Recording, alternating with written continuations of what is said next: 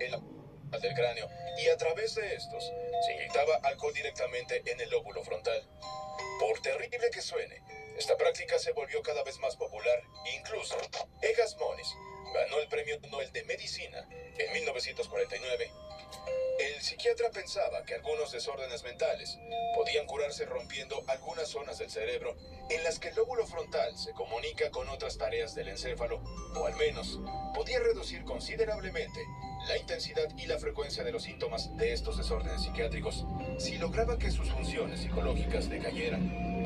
Años más tarde, hubo quien descubrió el procedimiento como meter una aguja en el cerebro y agitarla. El problema es que en esta cirugía se sacrificaba la capacidad intelectual y de la personalidad de cada paciente. Conociendo estos riesgos, el padre de Rosemary Kennedy accedió a que la lobotomía le fuera practicada a su hija. A Rosemary le hicieron 2 huecos en el cráneo y a través de ellos se insertó una espátula para desechar el material frontal del cerebro. Rosemary dejó de hablar para siempre. El resto de sus días solo pronunció palabras.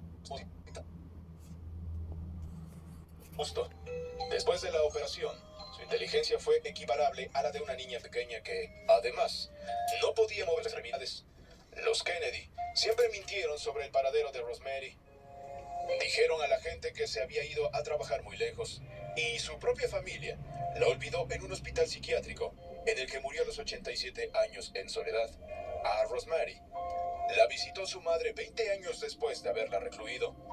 La lobotomía no solo adquirió popularidad en Estados Unidos, sino en muchos países de Occidente, donde se consideró una de las herramientas más útiles con las que contaba la medicina. En los 40 se practicó mucho más en Reino Unido, donde era vista como una cura milagrosa.